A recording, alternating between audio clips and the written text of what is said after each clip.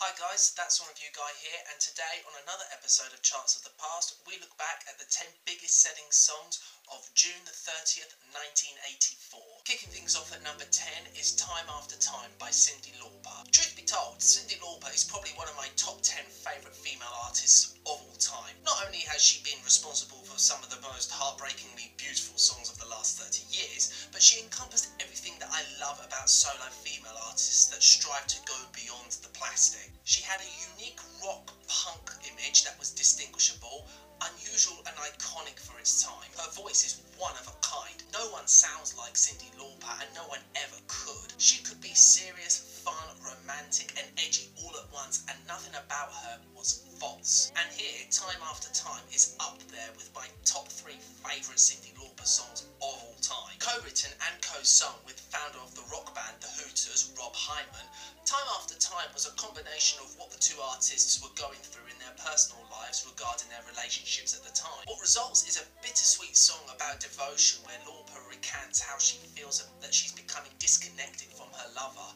that she's a lost cause and that she no longer deserves his affection. But the unconditional love that they both share binds these two together so strongly that irrespective of what Lauper feels or what either of them go through, they will always have one another to see them through the hardships. Sung over an instrumentation built upon simple synth chords, percussion that resembles that of a ticking clock that matches the lyrics, bright electric guitars and a brilliant bass line, it's a gorgeous, infectious, intimate, practically perfect love song, full of loss, longing, desperation and hope. Deserved of being recognised as one of the greatest songs of the 80s, it gets me choked up whenever I hear it, and any song that can have that effect on you is truly a special piece of art. At number 9 is Sad Songs Say So Much by Elton John. It's unbelievable to fathom that a man that has been releasing songs into the charts since 1968 has appeared as either the main or featured artist in over 140 of these songs, and has only 8 number 1s to his name here in the UK. To call this man a legend is an understatement. The man surpasses that label and has cemented himself into a category unto himself. 300 million record sales worldwide, holds the record for the biggest selling song of all time at 33 million units, and much like Cyndi Lauper, has collaborated with some of the biggest names in all of music. Probably not one of his most well-known songs, Sad Songs Say So Much is actually a really good song. Is it one of his best? No.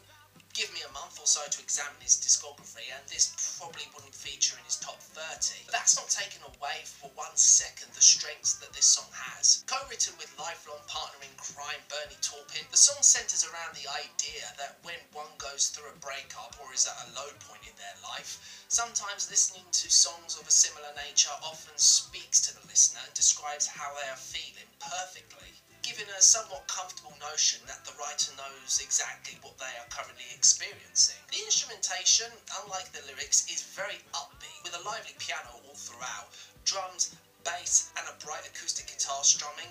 It's a solid song. Like I said, it's definitely not one of his best and perhaps not one of his most recognisable when compared to other songs that he dropped during the 80s, but it's good enough. At number 8 is Breakin', There's No Stopping Us Now by Ollie and Jerry. Courtesy of the one-hit wonder duo whose lifespan barely lasted a year, Ollie E. Brown and Jerry Knight, this dance electro synth pop track comes from the 1984 movie Breakin' and was used as part of the movie soundtrack. This song would go on and eventually peak at number 5 in the UK charts, being this group's one and only top 10 hit, with their follow-up track Electric Boogaloo failing to reach the heights that this one did in both the UK and US, signalling this duo's ultimate demise. As far as the dance track goes, this is actually not that bad. The bass line's bouncy, the synth chords are bright and vibrant, the drum beat's pretty decent, and the additional electronic effects gives this song some additional energy and appeal. The lyrics are what you pretty much expect from a dance song that's attached to a dance movie, painting the picture of the protagonist being held down by society and other factors in their lives, and both are just as determined to keep on battling against the odds, irrespective of who or what tries to hold them back in the process. Not much else to say really. Understandably, these two were never going to have a prospering music career, but they left this behind, and for all intents and purposes, I think it's pretty good. At number 7 is Farewell My Summer Love by Michael Jackson. Not familiar with this track?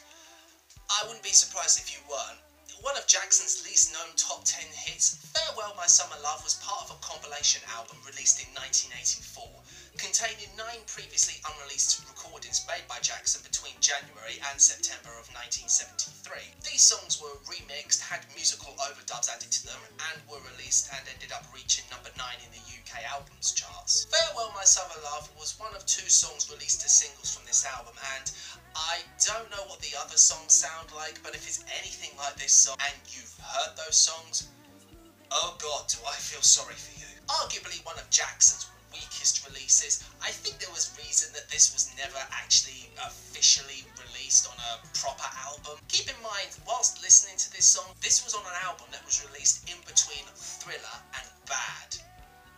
The cringe factor on this song is biblical. The lyrics are about how Jacko meets some girl whose grandmother lives next door to him, and therefore they end up spending the majority of their time together until the summer season ends, and then she ends up going back to where she came from, leaving Jacko wondering whether this would end up being some one-time flick or if this could lead into something more in the long term. There's nothing here to describe this girl or gives any detail as to why he fell for her, other than he thought that she looked good. And that's it.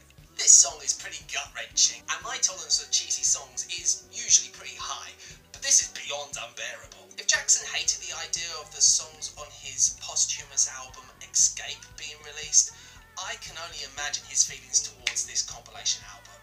This is lame. Next. Number 6 is Jump for My Love by the Pointer Sisters. Another great act whose success was notably stunted, scoring only 5 top 20 singles in the UK, 3 of which reaching the top 10. This particular song was their 3rd most successful single. Released prior to the 1984 Summer Olympics held in Los Angeles, the song has received some very noteworthy accolades, namely co-writer Steve Mitchell being nominated for a Grammy for Best Pop Instrumental Performance in 1985, and winning the Grammy for Best Pop Performance by Duo or Group with Vocal in the same year.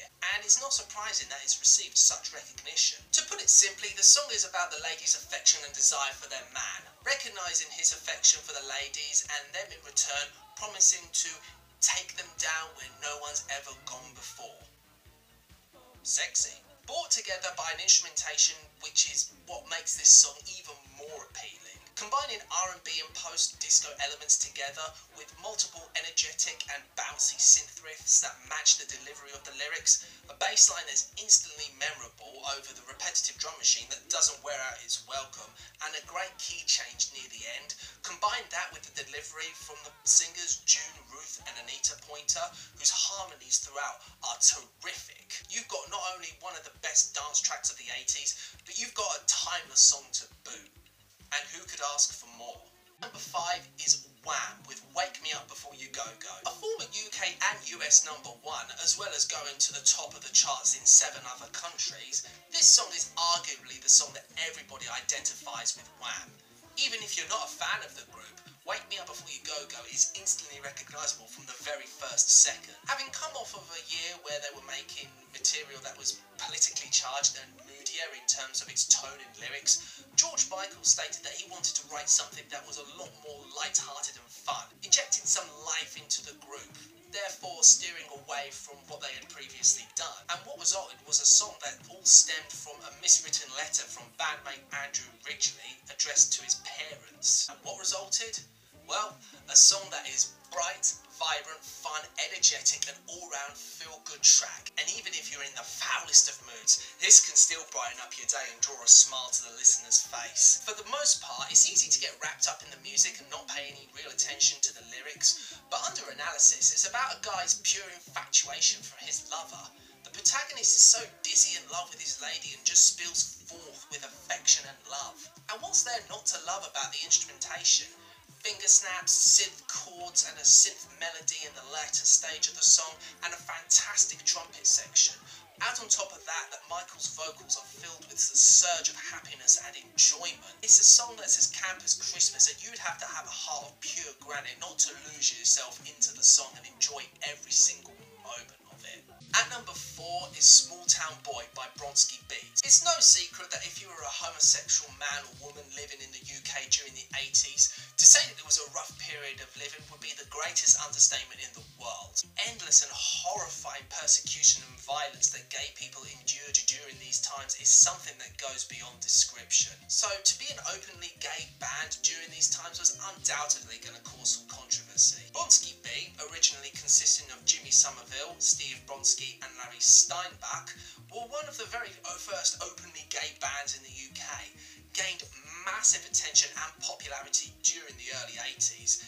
In small part to Small Town Boy, the group's most famous and well-known song, but disbanded after just 2 years. Small Town Boy is a synth-pop song detailing a story about a young gay man leaving his hometown to go live elsewhere, mainly to escape the persecution that he faces at home. The lyrics are bleak and incredibly sad, delivered brilliantly by Somerville's falsetto vocals, which are simply astounding, yet are filled with a hint of hope, with the prospect of leaving behind a life of victimisation and onto a brighter, better and, more importantly, a safer future. The instrumentation is lush and seriously pretty, with a great hook complemented by the vocals. The production is swift and uplifting despite the lyrics being morbid. Overall, the song is simply excellent and there's not a single fault to be found here. And number 3 is Relax by Frankie Goes to Hollywood, aka one of the greatest synth-pop groups ever and one of my personal top 3 favourite groups of all time. Frankie Goes to Hollywood was another one of these groups who, during a time of oppression occurring in 80s Britain, pushed so many boundaries with their music. It's hard to find another act quite like this one that stood out so much. Unashamed, unabashed and uncompromising, Relax was just one of the many songs of their discography that symbolised what Frankie Goes to Hollywood were all about, giving a middle finger to narrow-mindedness and giving the country, nay the world, great music. And Relax was their first and certainly was never going to be their last, causing controversy upon its release to the point where the BBC outright banned the song, which ironically only worked to the group's advantage and escalated it through the ranks, ultimately reaching number 1 on January 24th, 1984, where it stayed for 5 weeks, after initially being released back in November of 83. It's such an iconic song that it's undergone many remixes, re-releases, and has been a top 20 hit in 25 countries, selling over 2 million copies, making it the 7th biggest selling single in the UK of all time, and won the Brit Award for Best British Single in 1985. So, what's the song about? Well, according to former bassist and co-writer Mark O'Toole, it's about shagging. Of course it is. Have you read the lyrics? The lyrics are very sexual, and even during times where the band members outright lied about the song's nature, the public weren't duped in any way. In fact, the scandal over the lyrics only fueled sales further. This is one of those songs where there's not a single thing wrong with it.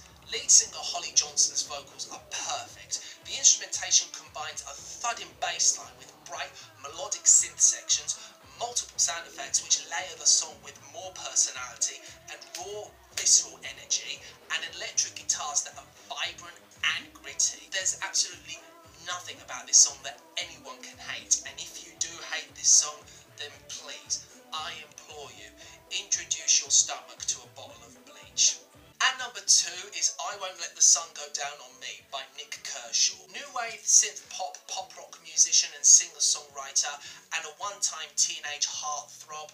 So no doubt if I were alive back then I would have probably hated this guy. Nick Kershaw was huge back in the early 80s, scoring 5 top 10 songs, 7 top 20 singles overall, highly regarded as one of the best talents at the time, responsible for the skin-crawlingly horrible track Wouldn't It Be Good.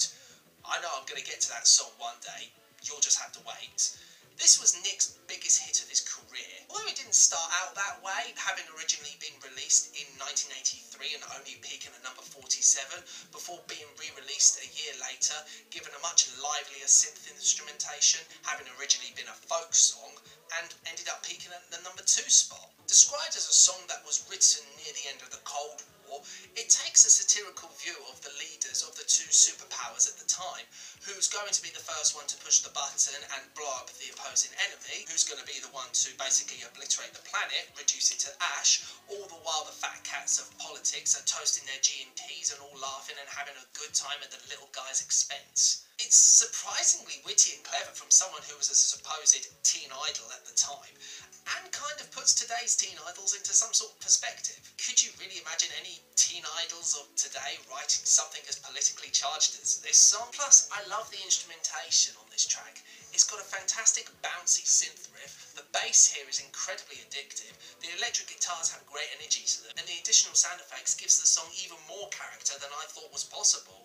So, yeah, definitely worth listening to, I think. And the number one song of June the 30th, 1984 was Two Tribes by Frankie Goes to Hollywood. One day, if I ever decide to do a list of best number one hit songs in the UK, and this doesn't end up in the top 5 at the very least, then I give anyone out there watching this permission to come find me and kick me in the nuts. It shouldn't be a surprise to anyone that the number of accolades this song has received in the past, immediately going straight to number 1 on release, which was really rare at the time. Staying at the top for 9 consecutive weeks, the longest number 1 run in the 80s, ultimately causing Relax to climb back up in the charts to the point where the group had the number 1 and number 2 biggest selling singles at that time, selling almost 1.6 million copies in the UK as of November 2012, has had numerous remixes made, and songwriters Peter Gill, Holly Johnson and Mark O'Toole receiving the 1984 Ivor Novello for Best Song musically and lyrically. Released during the Cold War period where global fallout was at its peak, the song was incredibly apropos at the time. Although Holly Johnson maintained that the song was about two warring sides in general and not necessarily about the US-Russian conflict, the chorus is simple yet striking and effective, ultimately referring to war as a measly point-scoring system. But it's the instrumentation that is absolutely timeless. Starting off with an excerpt from the British Public Service series Protect and Survive, created during the late 70s, advising citizens on what to do should they ever find themselves in a nuclear attack situation, which are used throughout the song over a gorgeous orchestral piece, only to be interrupted by an emergency siren. But then the real meat of the instrumentation kicks in, full of stabbing rock and funk rhythms, incorporating synth elements with Russian musical elements, thereby creating drama and tension to the song. Fantastic electric guitar pieces, heart-pounding drums, a bouncy bass line which is masterful. This is a song that you could spend 1,000 years examining and you wouldn't be able to find one fault in this track, not one imperfection. You want to hear art? Listen to this song, because it fucking rocks. And that's it. Those were the top 10 biggest selling songs of June the 30th, 1984. That was a pretty fucking good week if you ask me. So, what do you think? Do you like these songs, hate these songs? Do you agree with my opinions, disagree with them? However you feel, leave your opinions in the comment section below. I welcome all comments, regardless of how much you agree or disagree with me. And until next time, I'm That Song Review Guy, and take care.